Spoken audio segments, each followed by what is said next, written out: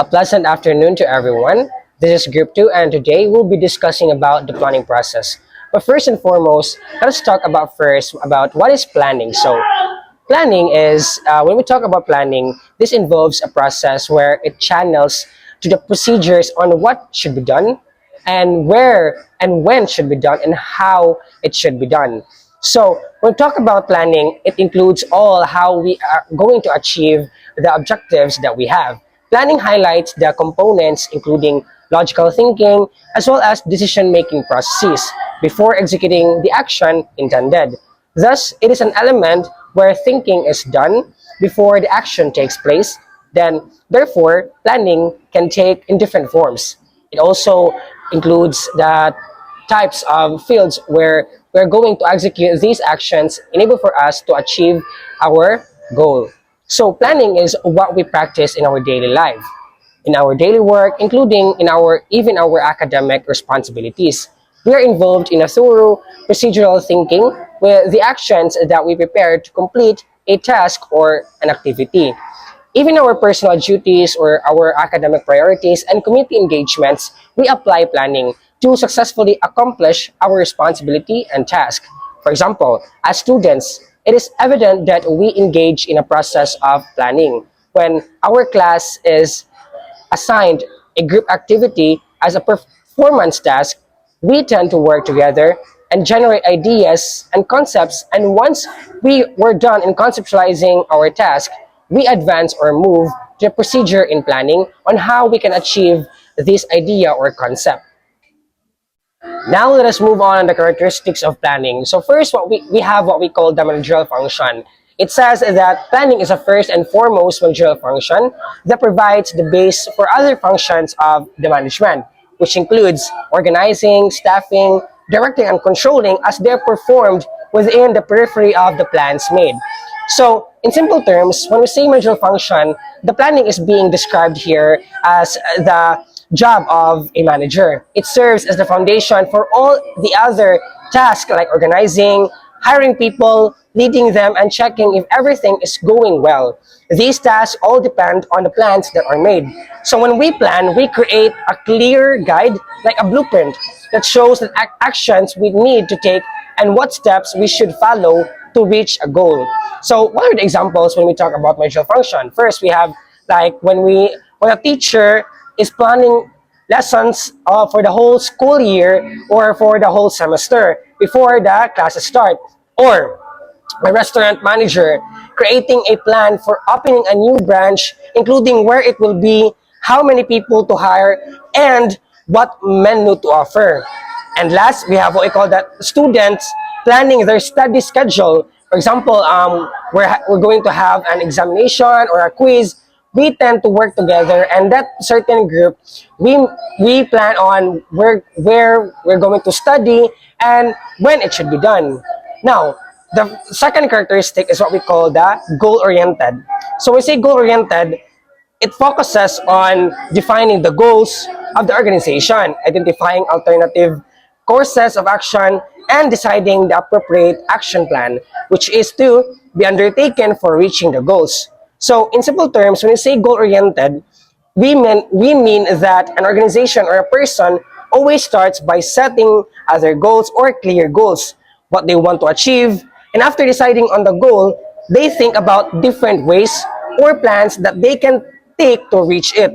So then they choose the best and most practical plan to follow. So being goal-oriented helps people to stay focused and organized because they know exactly what they're working or what they are going to do. So what are the examples when we say goal-oriented? So for example, in a school, the principal wants students to become to become better in math. Then they think of different options or strategies like hiring a new math teacher, offering free tutorials after school, or giving students math games. After reviewing or after assessing, they choose to start a weekend math camp. Next example is what we call being linked in a business. So, for example, a store owner wants to get more customers. They consider offering discounts, promoting on a social media, or giving loyalty cards. that can persuade and that can consistently manage your customers and also your sales. And then they decide to run a big sale online and offer free delivery. So for a student, like a student wants to get higher grades, they think of studying more, joining a study group, or getting a tutor. So the student decides to join a study group because they learn better with the others or when they work with the other people. Now let us talk about the third characteristic of planning, what we call the pervasive. It is pervasive in a sense that it is present in all the segments and it is required at all levels of organization. Although the scope of planning varies of different levels and departments. So in simple terms, when we talk about pervasive planning, it means that planning happens everywhere and at all levels in an organization. Everyone from the top bosses to regular employees needs to plan or include planning. So however, this kind of planning, they do may be different depending on their role or department. But still, everyone plans in some way to make sure the organization runs smoothly. So, what are the examples of this kind of planning or what we call the pervasive? First is in a school where the principal plans for the whole school year, big events, and then teacher trainings and student activities. Teachers plan their daily lessons and classroom activities, and even students plan their schedule for studying and doing homework. So in a company, the CEO plans for the company's future, like opening new branches in their business, and managers plan for how their teams will meet monthly targets. And then workers plan how to finish their daily tasks on time. Now let us talk about the fourth characteristic of planning. It's what we call the continuous process. So here, plans are made for a specific term, say for a month, quarter, year, and so on. Once the period is over, new plans are drawn considering the organization's present and future requirements and conditions. Therefore, it is an ongoing process as the plans are framed, executed, and followed by another plan. So, in a simplified idea, when we talk about a continuous process of planning, it is when a plan is finished or when it's done, maybe after a month, a quarter, or a year, a new plan must be made based on the current situation and what the organization needs next. So plans need to be updated or changed because things are always changing, like goals, challenges, and also opportunities. That's why planning is something that organization keep doing over and over again.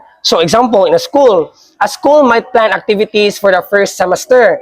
When the semester ends, they plan again for the next semester, maybe adjusting based on what the students need, based on the assessment or the evaluation, and also the results. Like, next example is in a business. A company may plan their sales targets for the first quarter of the year. After the quarter, they check if they met their goals, and then make a new plan for the next quarter, maybe setting higher targets or trying new targets. And then last, we have in the setting of a restaurant. A restaurant might plan a menu for the summer season, and then when the rainy season comes, they create a new menu to fit the weather and the customer preferences.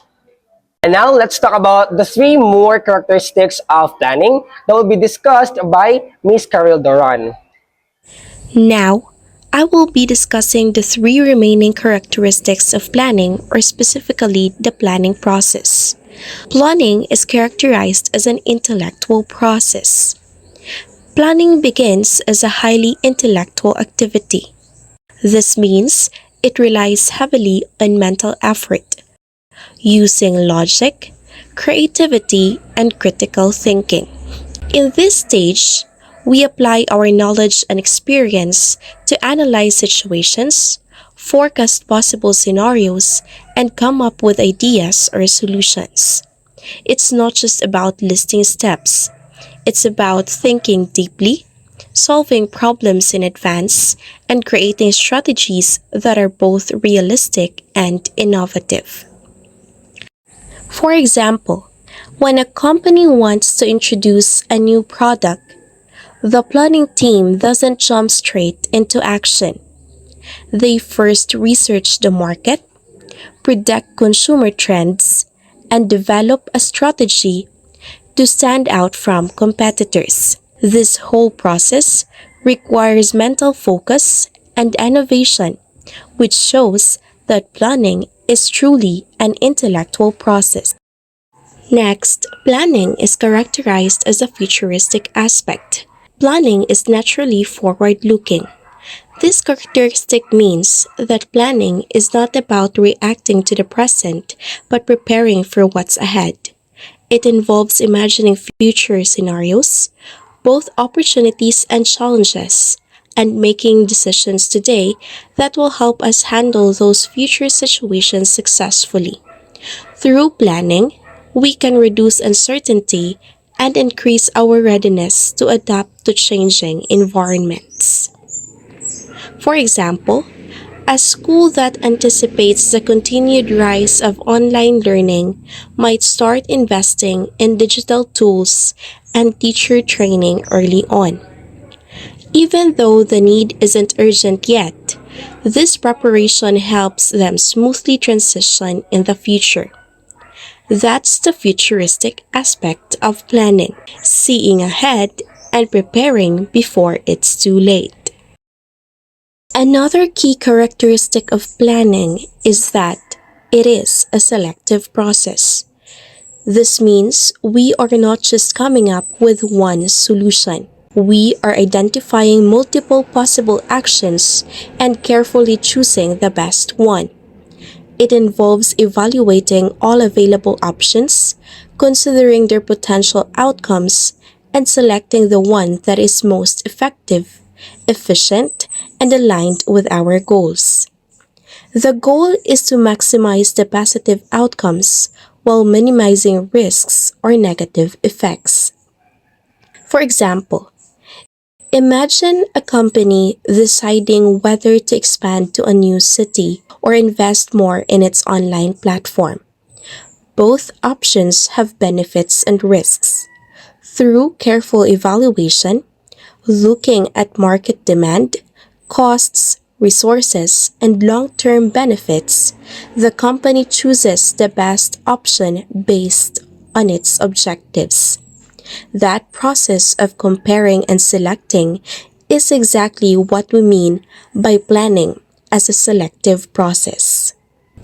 Ultimately, all these characteristics of the planning process highlight the true depth and value of planning in any setting. These characteristics show that planning is both a skill and a mindset, one that empowers us to act with clarity, confidence, and purpose. Understanding these traits helps us appreciate why planning is essential to success in any goal we pursue. All right, everyone. Today we're going to delve into a crucial aspect of the development planning process, the planning models. Think of these models as the lenses through which we as development practitioners try to understand the intricate workings of an economy and society and how our planned interventions might play out. Now, what exactly is planning model? In essence, it's a simplified representation of reality. Just like a map help us navigate a city without showing single building. A planning model help us analyze complex economic and social systems without getting bogged down in every single detail. These models use data assumptions and logical relationships to simulate how different parts of an economy or society might behave under various conditions or policy changes. Why do we use them?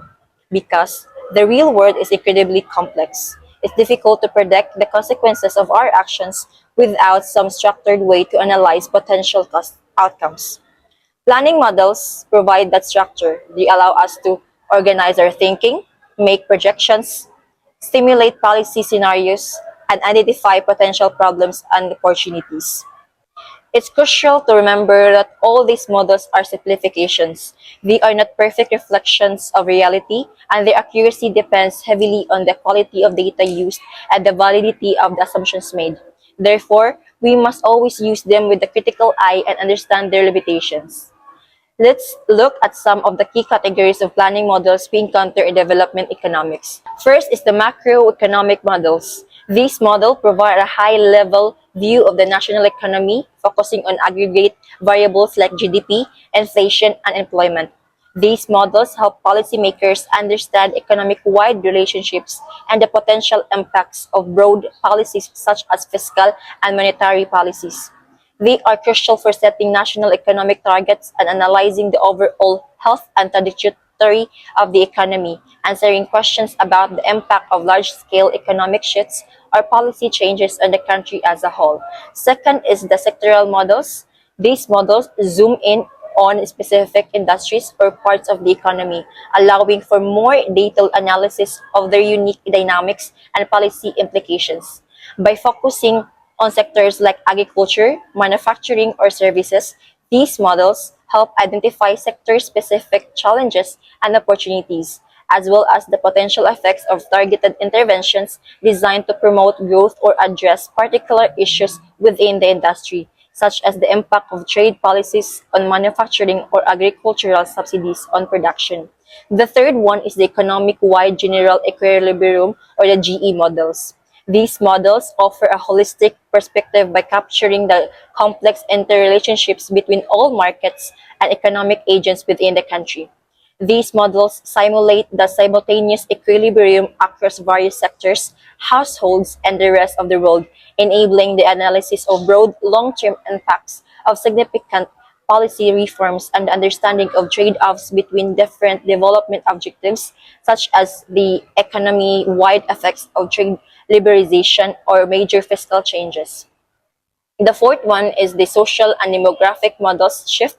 The focus of these models focus to the human aspects of development by analyzing population dynamics and social indicators. These models help project future population trends, understand changes in social well-being like poverty and health, and assess the social impacts of economic policies, providing social information for planning in areas like education, healthcare, and social services to meet the evolving needs of the population.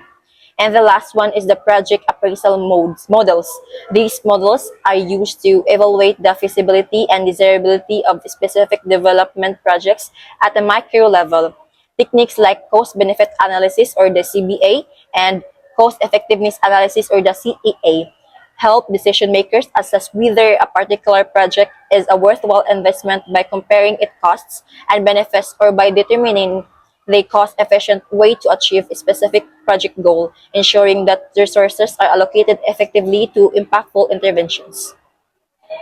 Good day, everyone. Today we will be discussing an important part of development planning, the different types of planning models and their uses. These models are tools that help policymakers, economists, and planners make better decisions for economic growth and development. So let's start by understanding that planning models can be grouped into 5 major categories: the macroeconomic models, sectoral models, general equilibrium models, social and demographic models, and project appraisal models. Each has specific purposes depending on the planning needs. First, we have the macroeconomic models, which focus on the behavior of the national economy as a whole.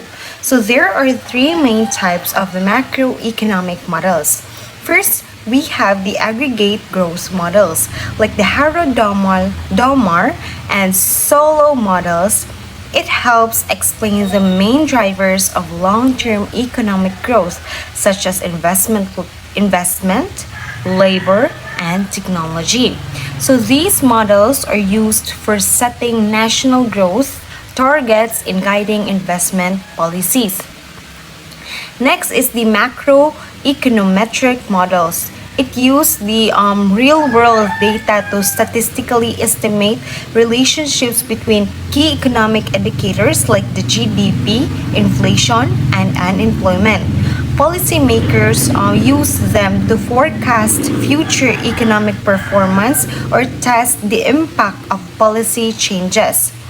So next we have the social accounting matrices or SAMs. It shows the flow of income and spending among sectors and social groups. They are useful for evaluating how policies affect different groups in society like the poor or middle class. Then second, we have the sectoral model, which focus on specific industries or sectors. So the types here include first is the input-output models, which analyze how industries are interconnected. These are used to identify which sectors are crucial for economic growth and to plan sector-specific investments. Next is the partial equilibrium models. It studies supply and demand in just one market, like the agricultural sector. They help design targeted policies, for example, setting price controls for essential goods. Next is the optimization models, such as linear programming. Find the most efficient way to allocate resources within a sector. These are widely used in agriculture and transportation planning to maximize output at minimum cost. Third, we move to general equilibrium models that look at the economy as a whole system where all sectors interact. So first type of general equilibrium model is the computable general equilibrium or CGE. Models simulate how changes in one part of the economy, like trade policies, affect the whole economy. They are useful for analyzing big economic reforms like trade liberalization or tax policy changes. Next is the dynamic stochastic general equilibrium or DSGE. Or more advanced, they incorporate unexpected shocks like a pandemic or financial crisis and help central banks and governments plan for the future. Then the fourth one is we have the social and demographic models. So these models focus not on industries or the economy directly, but on the people. So first, we have the demographic projection models. It forecasts population trends, which are crucial for planning future needs like schools, hospitals, and housing. Next is the social indicator models. It projects trends in areas like poverty, health, and education. They help governments monitor progress toward development goals such as reducing child mortality or improving literacy. Next and lastly, we have project appraisal models, which are used to evaluate individual development projects. So first type of project appraisal models is cost benefit analysis or CBA. It measures the total social benefits and costs to determine if a project is worth doing. Next is the cost effectiveness analysis or CEA. It is used when the benefits are hard to express in money, like choosing the best strategy for a public health campaign. And lastly is the financial analysis. It looks at whether a project is financially sustainable for the investor or government agency, or focusing on profitability and funding. Okay, so to wrap up everything, each model type has its own strength depending on the planning needs, whether national forecasting, sector planning, population management, or project evaluation. So by using the right model, planners can make smarter decisions, allocate resources efficiently, and achieve development goals more effectively. Okay, so thank you for listening, and I hope that this discussion helped you understand how important and useful planning models are in comparative economics and national development planning. Thank you. Good afternoon, everyone. This is Charlie. Today, we'll be talking about the principles of planning process. The principles of planning process are the fundamental guidelines that ensure plans are goal-oriented, realistic, flexible, coordinated, and focused on efficiency to achieve desired outcomes effectively. So, here are the principles of planning process. Clarity of objectives. Planning starts with clearly defined goals and objectives, providing direction and focus for the entire planning process. Efficiency. Plans should be designed to achieve objectives with minimal cost and effort. Flexibility. Plans should be adaptable to changing circumstances, unforeseen events, and new information. Contribution to objectives. Every plan should contribute positively to achieving the overall organizational goals. Commitment. Planning should include a time frame for fulfilling commitments made within the plan. Limiting factors. Identify and address any constraints or limitations that might impact the plan. Cooperation. Planning should involve participation from all relevant stakeholders. Primacy of planning. Planning is a foundational managerial function, preceding other activities like organizing, leading, and controlling. Planning premises. Planning should be based on informed assumptions and predictions about future conditions. Timing and sequence. Plans should be implemented in a logical and timely manner. And lastly, comparative strategies. Consider the strategies and plans of competitors and other relevant stakeholders. So that's it for me, everyone, my class. So right now, let's go ahead and proceed to the next reporter. Thank you. Moving on to the project selection. So project selection is the process of choosing the next venture for a team by comparing potential projects based on demands, goals, and resources.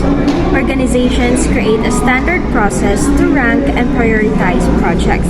Once a project is selected, planning and outlining begin. So who selects projects? They are the executives and project managers. So executives, they typically rank project priority, and their key management focus is the budget, the payback period, the profit, and growth potential. While the other one is project managers, they provide valuable input, offering insights on tasks, resource needs, and team capabilities. They also act as liaisons between teams and leadership, providing unbiased advice. Their focus is the timelines, the ranks, the team strengths, and the lessons from projects. Next is the project selection method. So it has two main categories. The first one is the constraint optimization methods. It has integer programming that focuses on whole numbers. It has linear programming that maximizes outcomes by adjusting linear factors.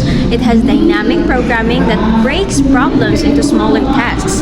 It has nonlinear programming that deals with complex nonlinear relationships, and multiple objective programming that organizes decisions with multiple variables. The second one is the benefit measurement methods. So it has benefit cost analysis that weight costs against benefits. It has payback period. It measures how quickly the investment is recovered, and it has discounted cash flow analysis that evaluates future cash flow value. It also has net present value that assesses investment value over time. And lastly is the opportunity cost that considers alternative use of resources. Project selection criteria and process. How businesses carefully choose which projects to pursue by balancing different important factors. Project selection criteria are the factors that a company evaluates to decide on their next project. These can include the available budget, the timelines for completion, and whether the right teams and skills are available to work on it. Project selection criteria vary depending on the business and the project. Generally, organizations base their criteria on available technical expertise, time, and budget constraints, and how well the project aligns with their larger goals and strategies. The project selection process involves evaluating the cost and benefits of potential projects. After careful analysis, the final decision is usually made by senior management, who chooses the project that will provide the most value to the company. There are 4 general steps in project selection. First, identify all possible projects. Second, compare them based on specific criteria. Third, analyze the findings to see which project offers the most benefit. And fourth, choose the project that best fits your team and organizational needs. Here are some examples of selection models. First is comparative benefit. Comparative benefit compares projects to find the best one. Next is competitive necessity. It focuses on projects crucial to survival in the market. Next is operating necessity. It covers projects vital to keeping the business running. Next is product line extension, which it adds to the current offerings, or it extends the product line. And lastly is the sacred cow, which refers to projects initiated by influential executives. To conclude, choosing the right project is critical for a business's success. By carefully weighing criteria and using proper selection models, organizations can maximize their benefits while minimizing risks.